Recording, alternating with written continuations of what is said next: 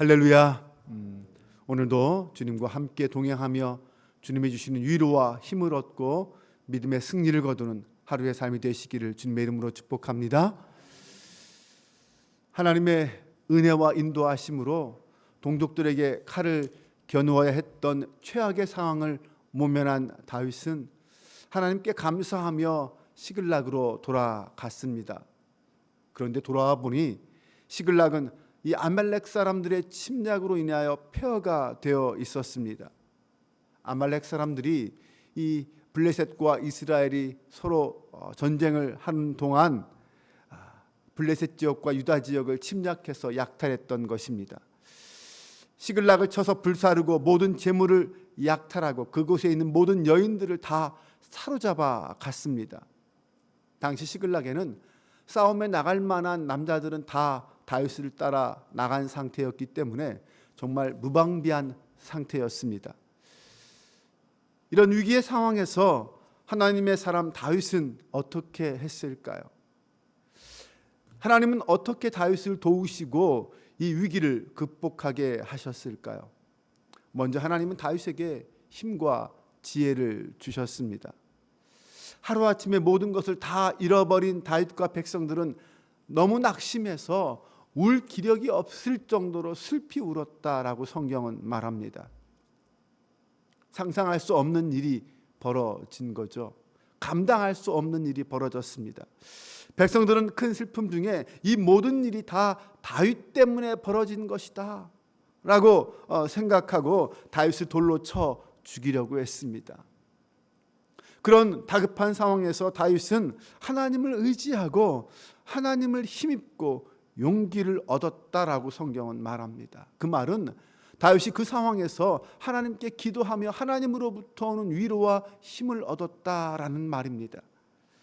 다윗은 하나님이 주신 지혜를 이용해서 지금 이 에봇을 통하여 아말렉을 쫓아가야 하냐 말아야 하냐라는 하나님의 뜻을 물었습니다. 그리고 하나님의 뜻을 확인하고 아말렉과 싸우기 위해서 그들의 뒤를 쫓아갔습니다. 지금 이런 위기의 상황에서 행동하는 다윗의 모습을 보면서 우리는 정말 인생 속에서 대적들을 만나 위기에 처했을 때 먼저 하나님께 구하고 하나님이 주시는 지혜와 힘으로 움직여야 한다라는 것을 깨달을 수 있습니다. 만약 다윗이 그런 상황에서 하나님의 뜻을 묻지 않고 자기 감정에 치우쳐서 급하게 아말렉 사람들을 쫓아갔다면 어떻게 되었을까요? 아니면 혹시 너무 낙심하고 절망해서 모든 것을 포기하고 주저앉아 있었다면 어떻게 되었을까요? 네, 자기 가족들을 구하지도 못했을 것이고 하나님의 선하신 뜻도 이루어지지 않았을 것입니다. 하지만 다윗은 그 위급한 상황에서 당황하지 않고 먼저 하나님께 기도했습니다. 다윗은 하나님께 기도하고 하나님의 뜻에 의해 움직이는 사람이었습니다. 다윗의 믿음과 지혜로 다시 백성들도 힘을 얻게 되었고 다시 하나님을 의지하며 용기를 내게 되었습니다. 이런 다윗의 모습은 앞장에서 사울의 모습과는 너무나도 극명하게 다릅니다. 사울은 하나님의 뜻을 물었지만 하나님의 뜻을 받지 못했고 결국 신접한 여인까지 찾는 무리수까지 두었습니다.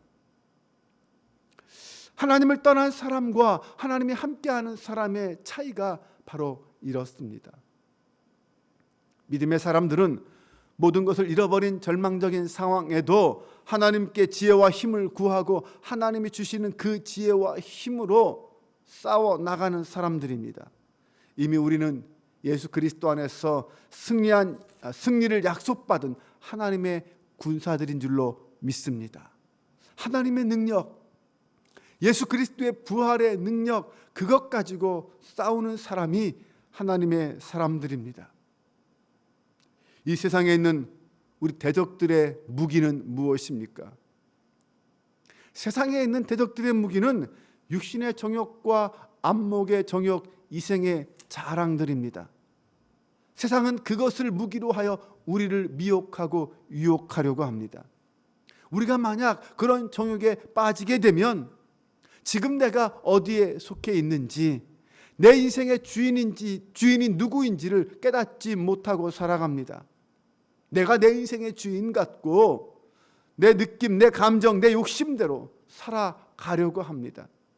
그러므로 대적들과의 전쟁에서 우리가 의지할 곳은 어디인지, 정말 우리의 힘의 근원은 어디서부터 나오는지 그것을 분명히 알고 고백해야 합니다. 우리의 왕이신 하나님이 하늘의 능력을 우리에게 공급해 주심을 믿으시기 바랍니다. 그분이 주시는 힘과 능력으로 우리의 대적들과 싸울 때 이기게 됨을 믿으시기 바랍니다. 두 번째로 하나님은 사랑과 긍휼을 베푸는 자와 함께해 주십니다.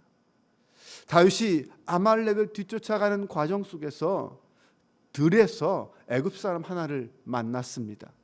다윗이 그에게 떡을 주고 물을 마시게 함으로 그에게 힘을 얻게 하였습니다.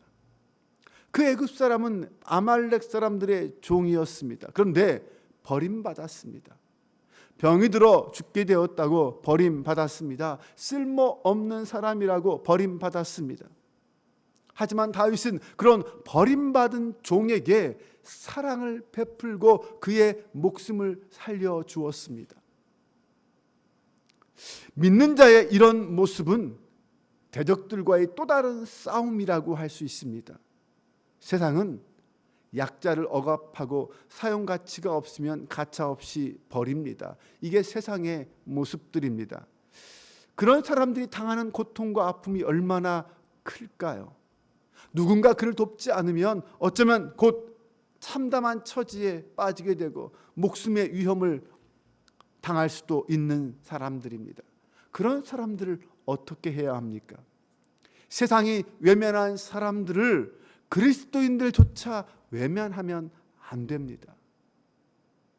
그리스도인들은 가난하고 소외된 사람들, 이 병든 자들을 돕고 사랑해야 하는 사람들입니다. 그것이 예수님의 뜻이요 하나님의 명령입니다. 성도는 악한 대적들과 싸워야 합니다. 하지만 또한 그들에게 억압당하고 있는 자들을 돌보고 지켜야 합니다. 예수님은 세리들과 죄인들 그리고 창기들과 함께 하시고 그들을 긍휼히 여겨주시고 그들을 구원하시고 그들을 당신의 백성으로 삼아 주셨습니다. 왜요? 그것이 하나님의 사람의 사랑이었기 때문입니다. 이것이 예수님의 사랑이고 예수님이 자신의 사명으로 알고 행하신 것입니다.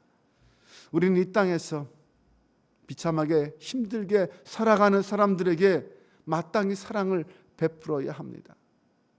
병들어 죽어가는 그 어린 소년을 살린 다윗의 모습을 보면 정말 다윗이 왕이 될 만한 사람이구나 라는 것을 단적으로 보여주는 것입니다. 낮은 자, 가난한 자, 소외된 자, 병든 자들도 하나님 나라의 백성이 될 사람들이라는 사실을 알아야 합니다. 다윗이 이 아말렉을 쫓아가는 과정 속에서 버림받은 그 애굽 사람을 만난 일은 단순한 우연이 아니었습니다. 그것은 한편에서는 다윗이 정말 왕이 될 사람이 맞는가라는 테스트, 시험이었고 또 한편에서는 아말렉 사람을 치게 하시려는 그 하나님의 섭리와 계획이었다고 볼 수 있습니다. 그를 만나지 못했다면 어떻게 되었을까요? 혹 그를 만났더라도 바쁘다고 빨리 쫓아가야 한다고 그를 외면하고 지나쳤다면 어떻게 되었을까요? 다윗은 아말렉 사람들의 위치도 제대로 알지 못하고 쫓아갔을 것이고 아마 잡혀간 가족들은 어떻게 되었을지 상상할 수 없습니다. 합력하여 그 모든 일을 이루시는 하나님의 은혜와 능력이 무엇인지를 우리는 이 사건을 통해서 알 수 있습니다. 세 번째로 하나님은 믿는 자에게 승리를 주시는 분입니다. 소년의 도움으로 아말렉 군사들의 주둔지를 찾아낸 다윗은 400명의 군사들과 함께 기분에 취해서 먹고 마시고 놀고 춤추고 있는 그 아말렉 사람들을 쳤습니다. 그리고 대승을 거두고 빼앗겼던 모든 여인들과 재물들을 다 찾을 수 있었습니다. 다윗과 군사들은 하나님이 주신 힘과 용기를 힘입어 담대하게 싸웠고 말씀에 순종하여 나아감으로 승리할 수 있었습니다. 그 승리를 주신 분은 하나님이셨습니다. 네, 처음 시글락에서 출발할 때부터 싸움에 이르기까지 그 모든 과정을 하나님이 이끄시고 하나님이 승리케 하셨다는 것입니다. 다윗의 승리의 요인은 무엇일까요? 그것은 먼저 하나님이 주신 힘과 용기라고 했습니다. 그리고 하나님의 말씀에 대한 믿음과 순종, 그리고 다윗의 긍휼한 마음이었습니다. 그 무엇보다 그 모든 것이 합력해서 승리하게 인도하시는 하나님이 계셨습니다.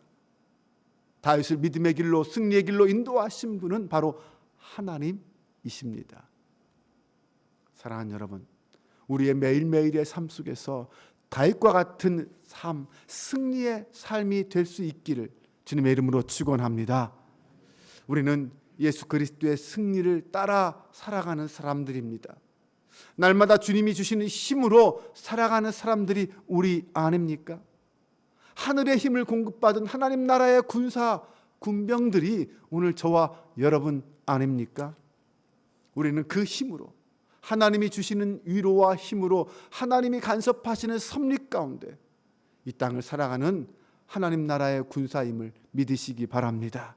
오늘 이 믿음이 우리에게 있어야 합니다. 이 믿음만 있다면 다윗이 잃어버렸던 모든 것을 다 찾은 것처럼 우리도 우리의 삶 속에서 무너진 것, 잃어버린 것들을 다 회복할 수 있게 될 것입니다.